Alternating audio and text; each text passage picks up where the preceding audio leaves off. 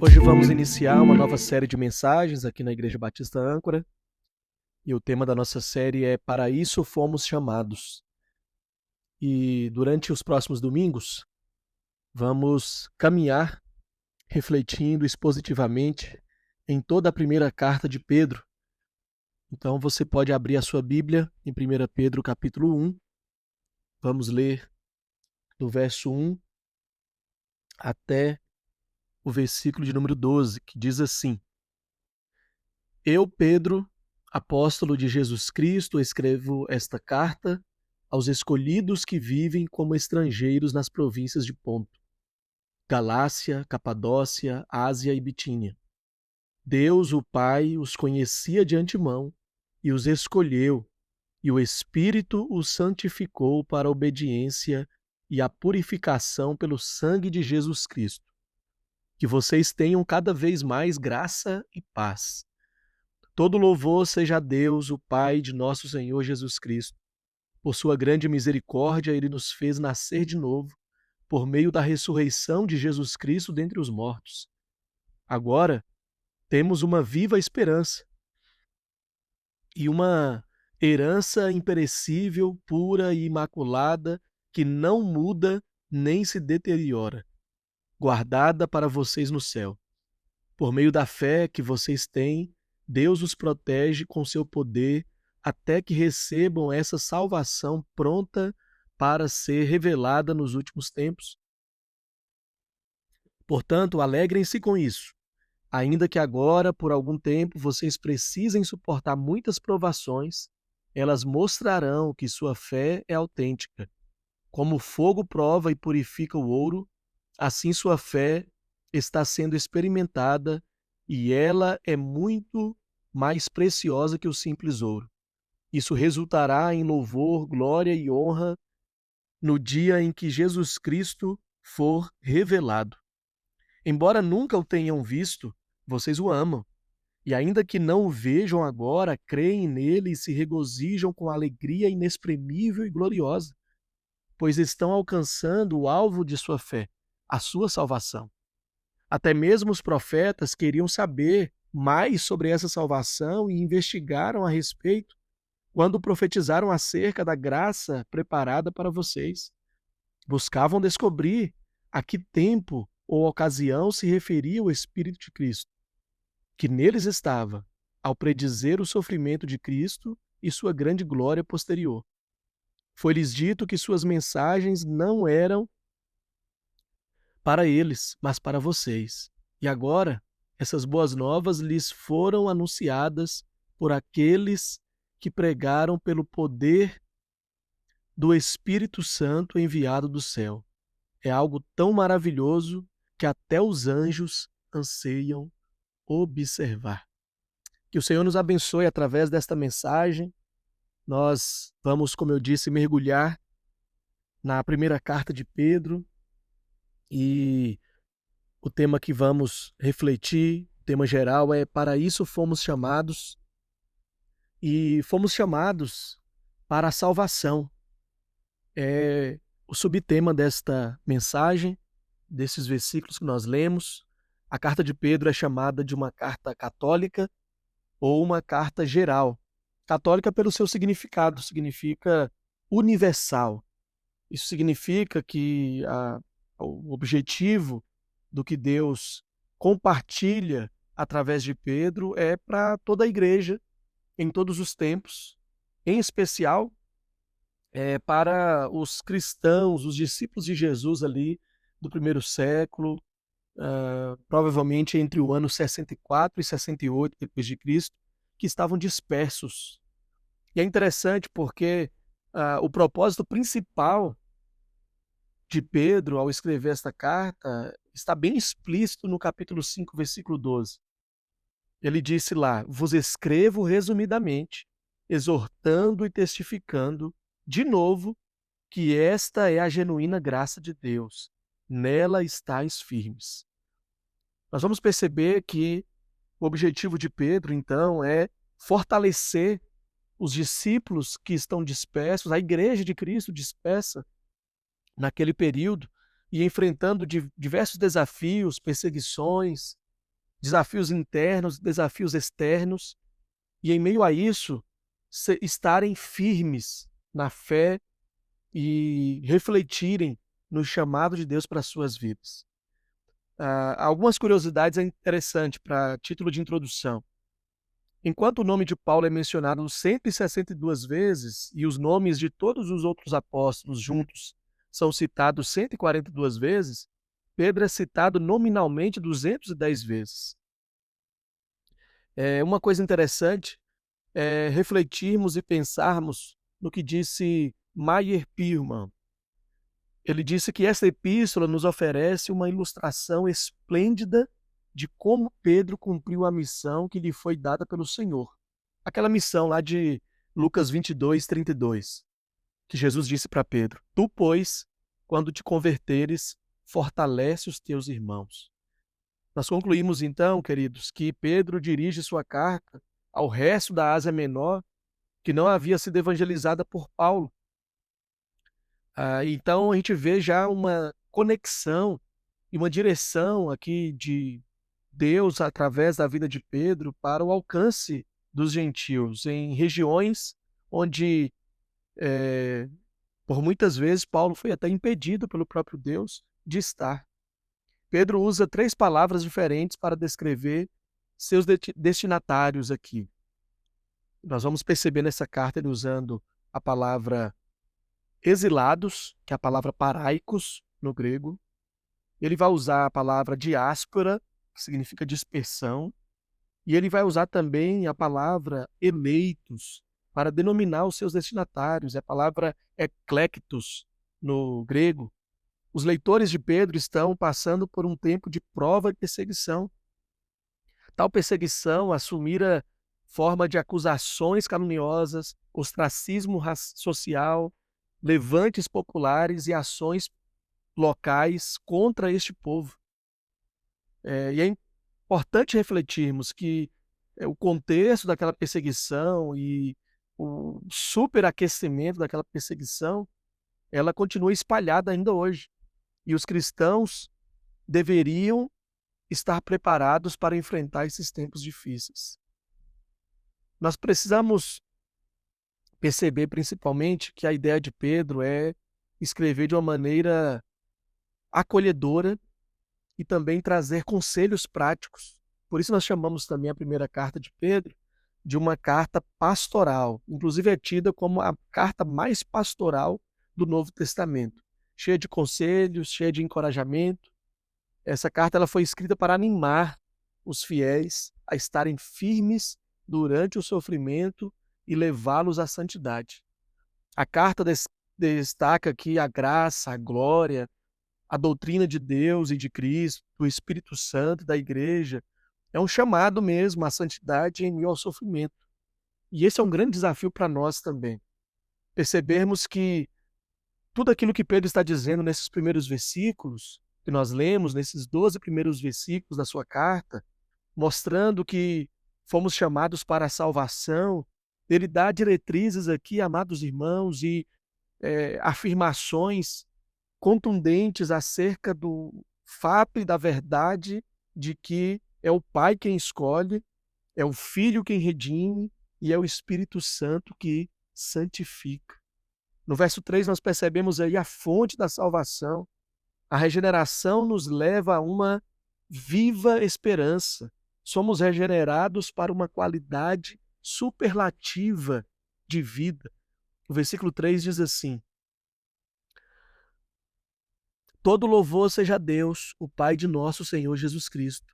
Por sua grande misericórdia, ele nos fez nascer de novo, por meio da ressurreição de Jesus Cristo dentre os mortos. Agora temos uma viva esperança. Isso significa que somos regenerados para a esperança. E essa esperança tem 2 características. Primeiro, ela é viva. Segundo, ela é segura, pois está fundamentada na ressurreição de Cristo. A nossa salvação, a fonte da nossa salvação é Deus operando em nossas vidas por meio da obra da vida de Jesus Cristo e nos fazendo ser mais conscientes dessa verdade por meio da obra do Espírito Santo que agora habita em nós. A segunda lição sobre sermos chamados para a salvação, além da fonte da salvação, é que a salvação ela traz recompensa. Olha só o versículo 4. E uma herança imperecível, pura e imaculada, que não muda nem se deteriora, guardada para vocês no céu. A recompensa da salvação é algo que é incorruptível, é imaculada e é imarcessível. A ideia aqui, queridos, é mostrar que aquilo que recebemos do Senhor traz para nós benefícios que não podem ser mudados, que não podem ser reivindicados, nem cancelados por ninguém mais. A recompensa da salvação é algo incorruptível, imaculado e inacessível. Isso significa que a obra que Deus fez em nossas vidas, estava fazendo naquela igreja, naquele povo disperso, aquele contexto e aquela situação não podia apagar, não podia cancelar e não podia mudar nem retroagir em nada aquilo que Deus já havia decretado na plenitude dos tempos acerca daquele povo. Terceira lição que nós aprendemos está no verso 5, que é sobre a segurança da salvação. E esse tema ainda gera muitas dúvidas em alguns corações. O verso 5 diz assim: por meio da fé que vocês têm, Deus os protege com o seu poder até que recebam essa salvação, pronta para ser revelada nos últimos tempos. Está explícito, está claro aqui no texto. Pedro escrevendo àquela igreja em meio à perseguição, em meio ao sofrimento, aconselhando eles a se manterem firmes na fé e no chamado de Deus para as suas vidas. Ele diz acerca do fato de que a salvação é protegida por Deus, ou seja, nós temos segurança da salvação, ela é garantida por Deus, ela é apropriada pela fé e consumada na segunda vinda de Cristo. Você precisa ter isso com muita clareza no seu coração e na sua vida. O fato de que a salvação, ela é uma segurança para aqueles que estão em Cristo. Quarta lição, estão nos versículos de 6 a 9, que fala agora acerca de que fomos chamados para a salvação, de que a salvação também ela traz alegria em nossas vidas. Veja, já vimos que fomos salvos para a salvação e que essa salvação tem uma fonte, no verso 3, e a fonte é o próprio Deus. Nós vimos que esse Deus nos regenera. Nós vimos no verso 4 que essa salvação para a qual fomos chamados, ela traz uma recompensa que não pode ser alterada. Nós vimos também no verso 5 que essa salvação, ela traz segurança, garantia. Todo aquele que está em Cristo, este precisa ter segurança em Cristo e em tudo que Cristo fez por nós. Agora, do verso 6 ao verso 9, esses versículos dizem assim: portanto, alegrem-se com isso, ainda que agora, por algum tempo, vocês precisem suportar muitas provações.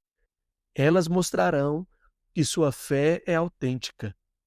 Como o fogo prova e purifica o ouro, assim sua fé está sendo experimentada, e ela é muito mais preciosa que o simples ouro.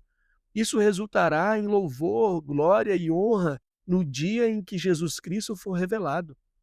Embora nunca o tenha visto, vocês o amam, e ainda que não o vejam agora, creem nele e se regozijam com alegria inexprimível e gloriosa, pois estão alcançando o alvo de sua fé, a sua salvação.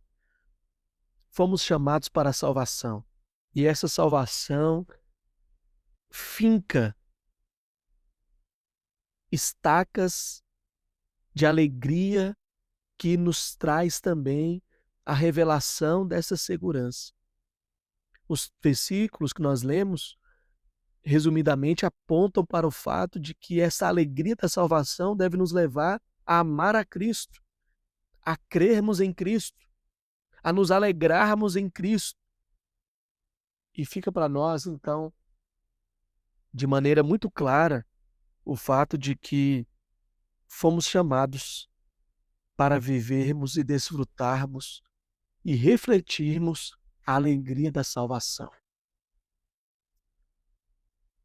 Essa é uma razão pela qual nós devemos constantemente orar e pedir a ajuda de Deus para renovar em nós a alegria da salvação.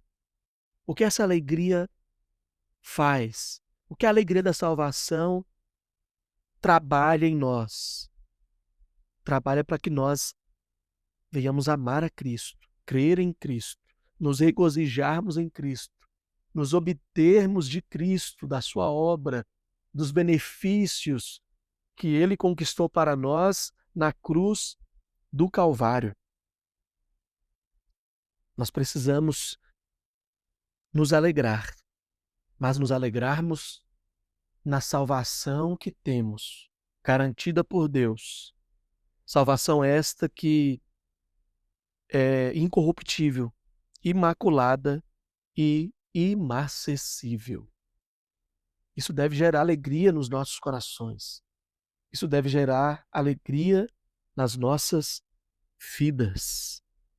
Última lição desta mensagem é nos lembrarmos de que a salvação, ela foi preparada por Deus na antiguidade. Olha os versos de 10 a 12. Até mesmo os profetas queriam saber mais sobre essa salvação e investigaram a respeito quando profetizaram acerca da graça preparada para vocês. Buscavam descobrir a que tempo ou ocasião se referia o Espírito de Cristo, que neles estava ao predizer o sofrimento de Cristo e sua grande glória posterior.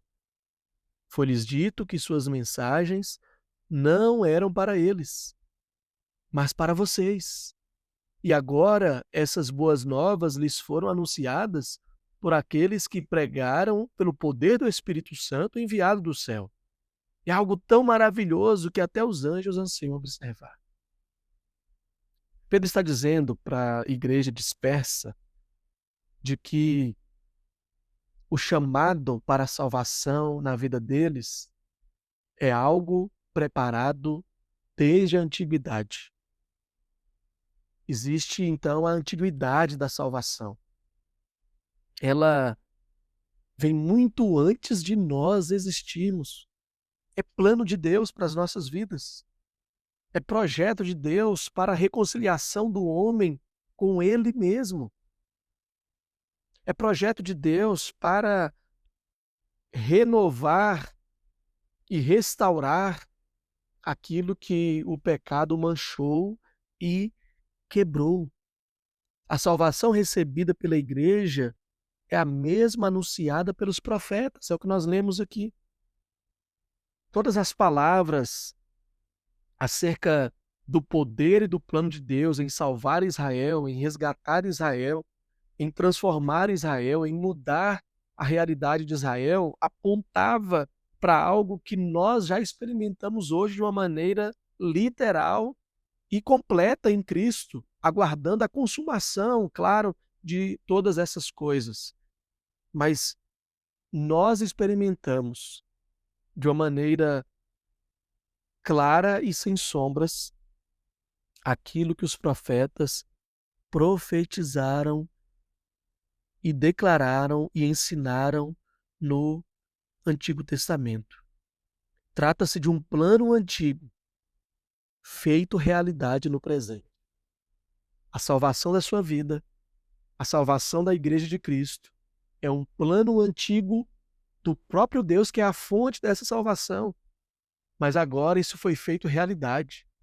Que interessante nós observarmos isso. Um povo vivendo grandes desafios, perseguições, um povo numa dispersão, numa diáspora, e Pedro aconselhando este povo a se manterem firmes na fé e em santidade em meio ao sofrimento. E ele começa aconselhando e encorajando e animando este povo nesta jornada, nesta caminhada ali, enfrentando tantos desafios, lembrando eles acerca da salvação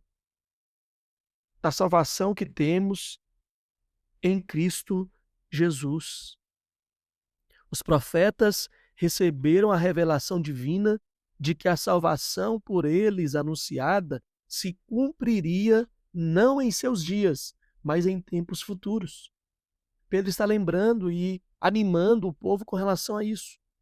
A mensagem, então, como poderíamos dizer, vaticinada pelos profetas, é a mesma recebida pela igreja.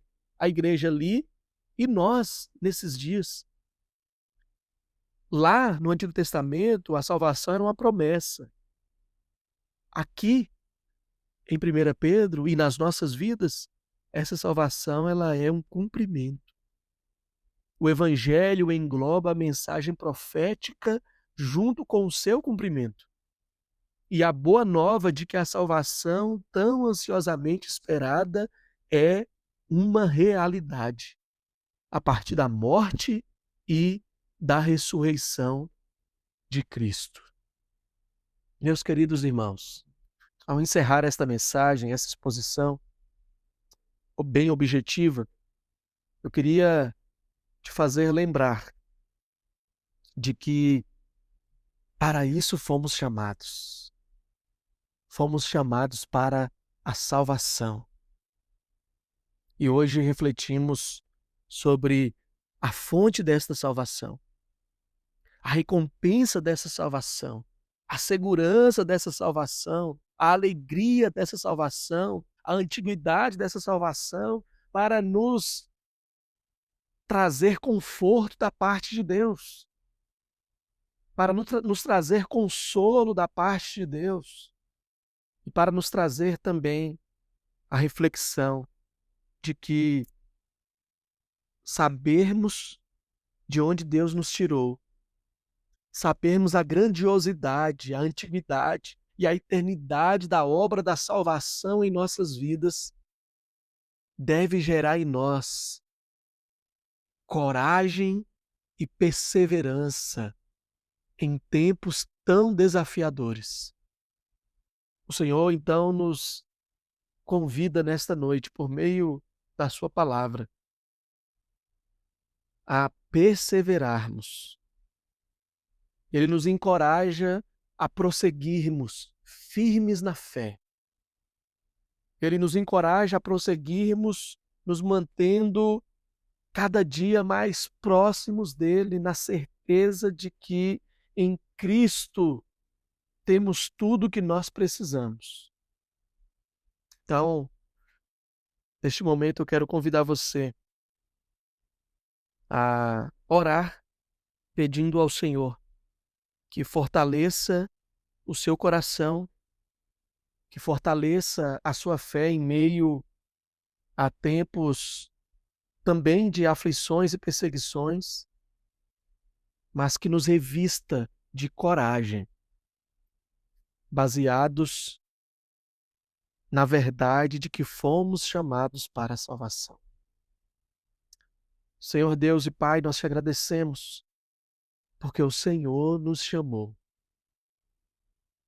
E para aquilo que o Senhor nos chamou, é o combustível e a razão que nos mantém de pé, que nos revigora e nos restaura, que nos impulsiona, que nos assegura em tempos difíceis de que no Senhor a salvação que temos ela é garantida e ela produz em nós uma esperança que não se desespera, independente da circunstância, porque a nossa esperança não está em sentimentos, não está nas circunstâncias e também não está nas pessoas. A nossa esperança é viva, porque ela está somente firmada em Cristo Jesus, nosso Senhor e Salvador. Que o Senhor nos abençoe, que o Senhor nos ajude durante toda essa jornada de reflexões, pregações em 1 Pedro, a sermos fortalecidos na fé e na santidade em meio ao sofrimento, nos lembrando sempre que para isso fomos chamados. Assim oramos, em nome e por amor de Jesus. Amém.